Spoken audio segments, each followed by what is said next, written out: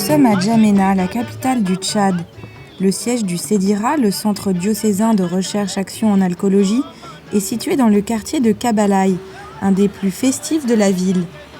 Des dizaines de bars servent de l'alcool 24 heures sur 24 aux habitants. Ce n'est donc pas un hasard si le CEDIRA a choisi de s'installer ici. Au Tchad, l'alcoolisme est un véritable fléau. Selon une étude de l'OMS parue en décembre 2014, parmi les buveurs, les Tchadiens seraient les plus gros buveurs d'alcool au monde, avec 33,9 litres d'alcool pur ingérés par an. L'alcoolisme touche tous les Tchadiens, les hommes, les femmes et les enfants, souvent dès le plus jeune âge. Cet après-midi-là, nous avons suivi Evelyne Memti, une des animatrices de l'équipe du CEDIRA. Elle dispense une formation avec une boîte à images pour expliquer pourquoi l'alcool nuit à la santé, à la vie sociale et familiale. Quand je suis à mon premier verre d'alcool ou bien à ma première calebasse d'alcool, c'est la phase d'excitation. Je suis excité, c'est ça qui pousse les gens à continuer à boire. Par exemple, je suis quelqu'un qui a trop peur. Quand je prends un verre ou bien une calebasse d'alcool, je n'ai plus cette peur. Par exemple, je suis une personne qui est trop timide, par exemple. Quand je prends un verre ou bien une calebasse, je n'ai plus cette timidité. Par exemple, je suis un garçon, je voudrais aborder une fille et que j'ai peur, je vais aller me saouler et puis je n'ai plus peur d'aborder cette fille. Donc c'est la phase d'excitation. C'est ça qui excite maintenant les gens à aller à son deuxième verre ou bien deuxième calebasse. Moi maintenant, la personne, je ne veux plus ressentir le plaisir dont je cherchais qui m'a amené à boire l'alcool. Qu'est-ce qu'il faut faire? Il faut augmenter encore ma dose. Donc je vais augmenter une troisième calebasse ou bien un troisième verre ou bien une troisième bouteille, ainsi de suite. Plus le foie va essayer de travailler et plus le foie va tomber aussi malade. On me dit toujours que dans l'alcool, il trouve des amis, il raconte beaucoup de choses. Moi, je dis toujours que moi, je ne bois pas l'alcool sans alcool, mais j'ai toujours aussi des amis. Donc, ce qu'ils disent toujours est toujours paradoxal. Bon, ils disent comme ça pour soutenir leur manière de boire ou quoi, je ne sais pas.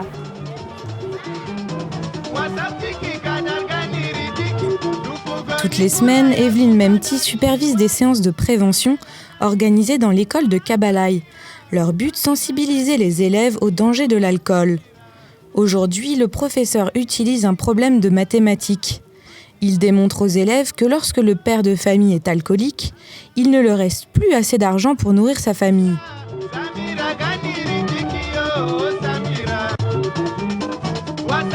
Les qualités de boissons alcoolisées, ce qu'on appelle l'alcool, c'est ça, non? Voilà, le propriétaire là, il boit maintenant la Guinness, la qualité de Guinness. Lui, il boit 3000 francs par jour. Chaque jour, il doit payer la Guinness 3000 francs. Et le papa a la famille. C'est pas ça? Il a la famille, il y a les enfants qui sont là, la maman est là, les enfants partent à l'école et les enfants ont besoin, n'est-ce pas, des habits. Mais le papa prend d'abord la boisson en première position. Vous voyez, non? Vous avez vu, il prend d'abord la boisson en première position. Lui, il veut boire la Guinness chaque jour. Et chaque jour, là, il dépense 3000 francs sur sa Guinness. Vous avez vu, non? Il dépense 3000 francs sur sa Guinness.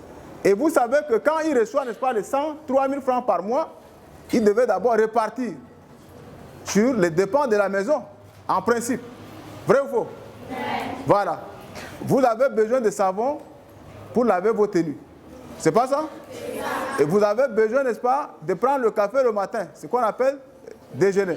Alors, est-ce que les 10 000 francs suffisent, n'est-ce pas, de payer la ration pour la maman ou bien de faire votre déjeuner ou de payer vos savons pour la tenue? Donc, le papa a tout dépensé déjà sur la Guinness. J'ai appris que l'alcool est mauvais pour la santé. Elle rend des comportements violents aux parents. ça perturbe l'enfant d'abord psychologiquement. Quand l'enfant arrive à la maison et que le papa est sous et le papa se jette, n'est-ce pas, sur la maman, l'enfant n'est pas du tout content. Et nous avons vu le cas dans le boîte à images. Et l'enfant est perturbé d'abord psychologiquement et l'enfant ne peut pas, c'est-à-dire faire ce que l'enfant désire. Parce qu'il lui manque beaucoup de choses. Il ne mange pas à sa faim et il ne trouve pas ce que lui il veut pour ses études.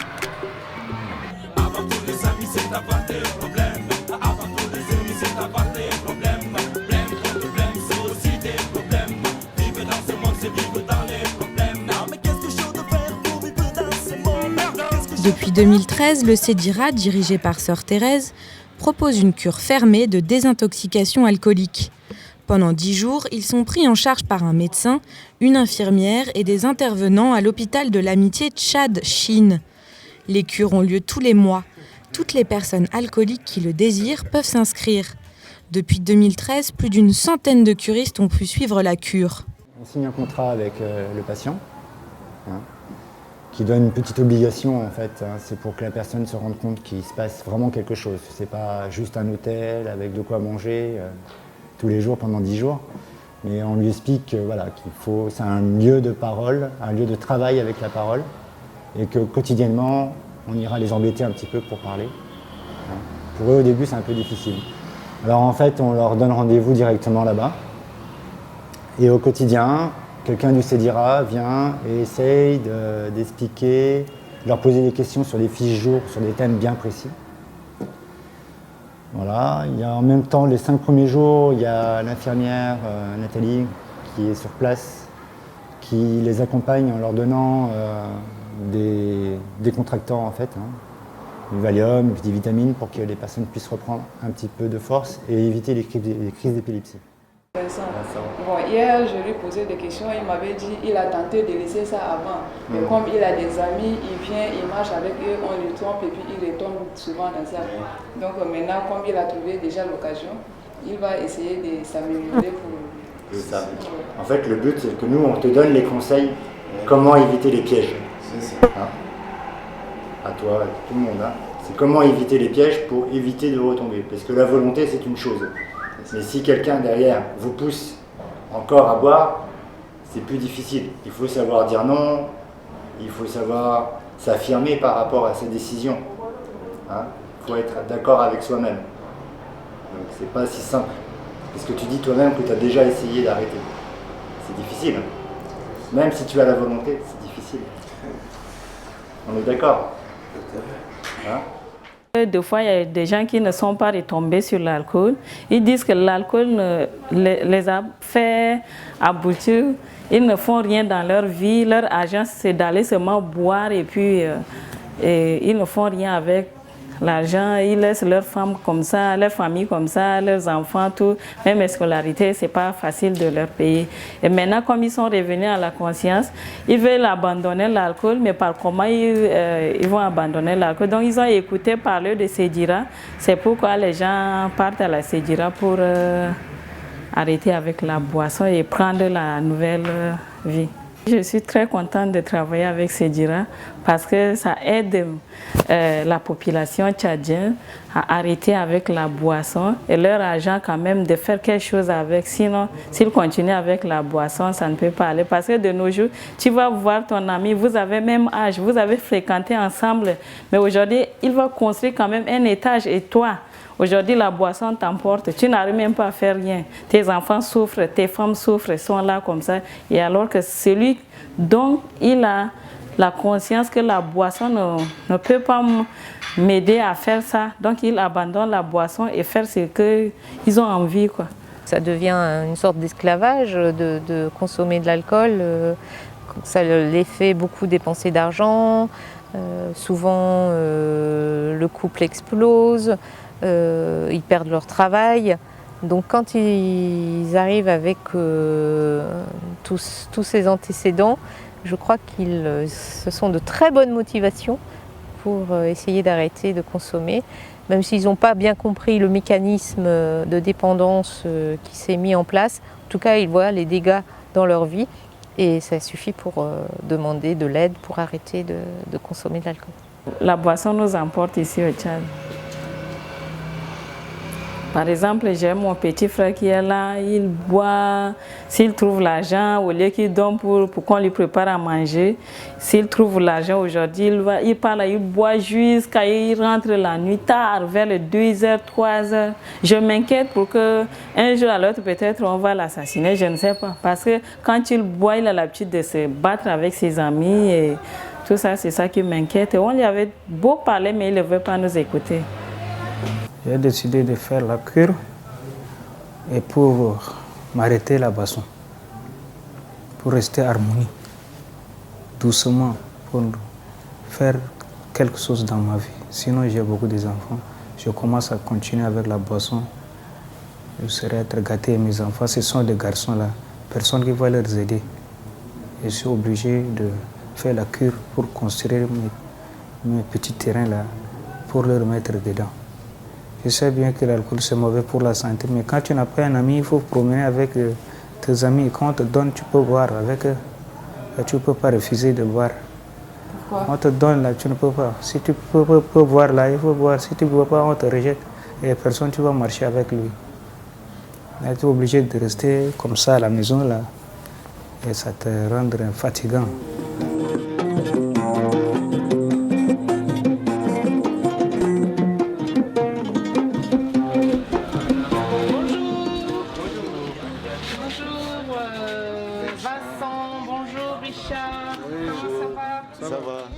Rangez bien votre chambre, bravo. Oui. C'est très bien. La propriété, sinon ça cause la maladie. Ah, ouais. Très bien. On cause, on se repose, on se réveille. Bon, vers le 16h, on va aux toilettes, à la douche, on se douche, puis on revient, on prend la nourriture du soir. C'est comme ça. Vous allez plus avoir envie de partir là? Vraiment, si vous ajoutez encore un mois. C'est ça, un mois.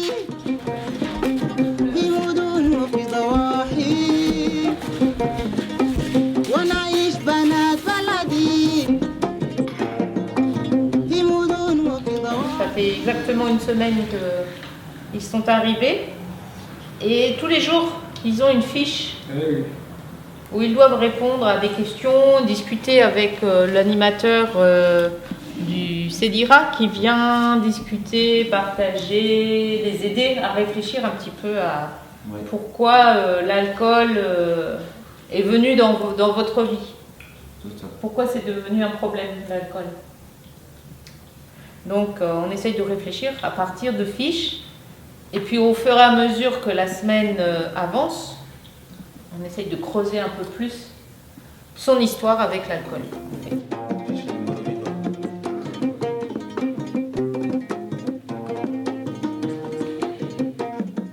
Les effets négatifs là, de l'alcool pour toi? Les effets négatifs de l'alcool, c'est quand je bois, j'arrive à la maison, je gronde mes enfants. S'il n'y a pas quelque chose qui ne veut pas parler, mais je dis mais ça c'est quoi? Quelquefois ça m'énerve, je botte. Si c'était un seau comme ça, des trucs qu'on met, les enfants même, mes filles disent que papa arrive là, il est sourd, il court, il se cache. Et ma femme même quand elle me voit, même, elle n'est plus tranquille. Je l'engueule, mais moi je ne la tape pas. Et si je demande à manger et que le temps qu'elle est en train de préparer, de chercher les récipients pour me mettre de l'eau pour venir laver là, moi je vois que c'est pas rapide. Je me mets à l'engueuler, je perturbe trop la maison. Alors, même les voisins me regardaient, bon. Quelquefois je passe, le lendemain quand je passe, ils sont là 2, 3 en train de causer quelque part et quand je passe, je les salue, même ils ne me répondent pas parce qu'ils sont découragés de l'effet que j'ai fait dans la nuit envers ma femme, des trucs comme ça, mythique. C'est comme ça que j'ai décidé. Ils vont beaucoup mieux que le jour de leur rentrée où j'étais là. C'est sûr qu'en une semaine, il y a une grosse différence. Après, rien n'est gagné, hein. Il faut encore beaucoup travailler avec eux. Ils ont des histoires pas faciles, voire traumatisantes. Voilà, je pense qu'il va falloir vraiment continuer un suivi avec eux. Ensemble, ressemble.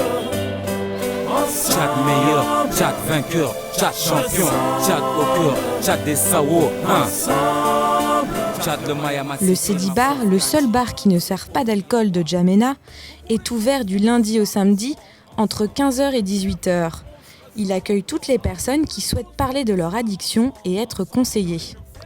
On se ressemble, j'ai voulu m'en aller très loin d'ici, mais mes frères, mes soeurs, mes potes sont tous... Nous avons créé le Sedi Bar comme une suite de la cure de désintoxication et nous avons essayé de prendre aussi en charge le côté social pour essayer de réinsérer la personne alcoolique dans son milieu, parce qu'en général c'est une personne qui a perdu pied avec la société, qui s'est complètement isolée. Et nous avons ouvert depuis février dernier un bar sans alcool, le Sedi Bar, qui est le bar du Sedira. Et nous voulons ainsi proposer un lieu, un espace convivial, calme, où la personne n'aurait pas besoin de lutter pour ne pas prendre d'alcool. Donc où elle peut lire des revues, des journaux, jouer à un jeu de société, parler, regarder un film, peut-être demander un soutien pour un CV, parler de son avenir. Bon, voilà, c'est un lieu assez simple, mais qui permet de recréer du lien social. Yvette habite seule, à plus d'1 heure de bus du Sedira. Elle est malvoyante.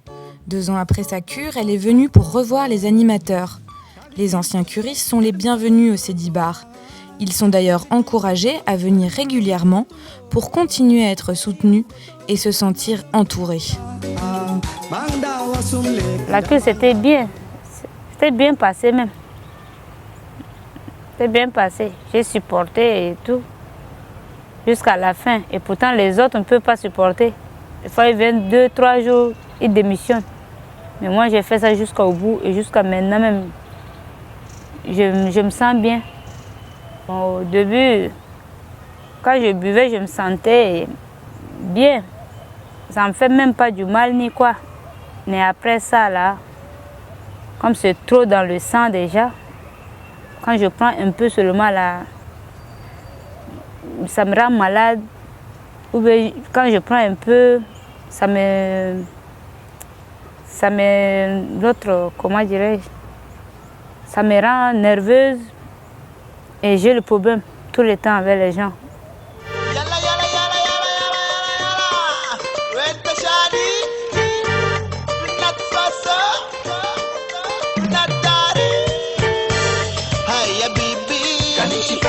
Dupont est artiste peintre.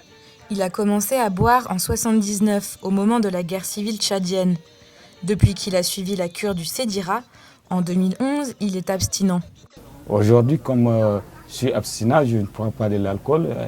Je me suis marié avec une autre femme et c'est de là que j'ai trouvé une vie normale avec mes enfants qui sont maintenant 4. Et le premier, le 5e, que je n'ai pas pu vraiment l'éduquer. Et les 4 maintenant, je me mets vraiment à les éduquer. En 2013, il y avait des gens qui venaient dans mon atelier pour me demander comment j'ai fait pour arrêter vraiment l'alcool, que tu es devenu bien. Et je les conseillais, je les orientais vers le Sedira, c'est comme ça. Tu as un modèle maintenant dans ton quartier? Oui, un modèle, oui.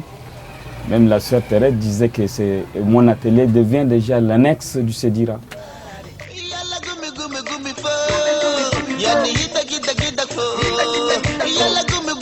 Comme Dupont, Célestin, un ancien curiste du Sedira, a beaucoup souffert de son alcoolisation. Il buvait même au travail. De peur de perdre son emploi, il s'est tourné vers le Sedira, qui lui a proposé une cure. Il pesait alors 55 kilos. Grâce à la cure du Sedira, aujourd'hui, il est en pleine forme et sobre depuis 2013. Il mène une vie familiale et professionnelle équilibrée. Oui, les bienvenus. Ici c'est la concession que j'habite pour le moment. Donc je loue. Tout cet espace, c'est-à-dire que nous on vit en communautaire. C'est pas que je loue que ça m'appartient à moi seulement. Donc dans la concession, il y a le propriétaire même de la concession qui est là. J'ai des voisins qui sont là. Donc on vit tous ensemble. Chez nous, communément, on appelle la chambre à coucher à deux. Donc ici, c'est le salon. La deuxième chambre à coucher pour les enfants, c'est au fond. Mon petit-fils, ça c'est le troisième. Hein. Les deux autres, ils sont un peu loin avec la grande. L'équipe même de Sedira nous ont mis devant les faits. C'est-à-dire que c'est pas. Nous, on pensait que c'est l'hôpital. Aller à l'hôpital, c'était que le médecin est là. Non, c'est que vous réfléchissez. Vous réfléchissez, vous travaillez, et la nuit, chacun essaie de revoir tout ce qu'il a fait d'attendre. Et on n'était pas nombreux, on était 4, oui. 4 garçons. Et c'était bien. Et là, tu es seul, c'est calme. Et tu sais que vraiment, tu réfléchis même, tu sens que vraiment cet alcool-là, c'est pas bon. Au départ, pour moi, je n'étais pas malade. Moi, je ne savais pas que l'alcool, c'était une maladie. Pour moi, prendre l'alcool, c'est tout à fait naturel. Hein. C'est comme prendre de l'eau et puis boire. Or, tout en buvant, j'étais en train de me détruire. Je ne savais pas. Et c'est à la cure que j'ai compris effectivement que l'alcool n'est pas bon pour la santé. Quand je suis arrivé à la maison, j'ai commencé à sensibiliser les gens. Hein. Ah oui, jusqu'au même au lieu de service. Hein, parce que j'ai des collègues qui continuent toujours dans l'alcool. Maintenant, c'est des amis responsables, hein, ce n'est pas des amis d'attente. Parce que là, du coup, après quand je suis sorti de la cure, c'est devenu un retrait vis-à-vis de moi. Il y a certains qui m'ont dit que Célestin, c'est quoi? Dans 1 mois, il va reprendre. Célestin, c'est quoi? Dans 2 mois, il va reprendre. Célestin, c'est quoi? On verra bien où est-ce qu'il va en venir. Moi, j'ai tenu ferme. Tous ses amis, on ne se voit plus maintenant, pratiquement plus. Beaucoup diront que vraiment que j'ai laissé l'alcool et puis je crois que je suis devenu sain. Mais moi je dis, sans l'alcool, on vit très bien.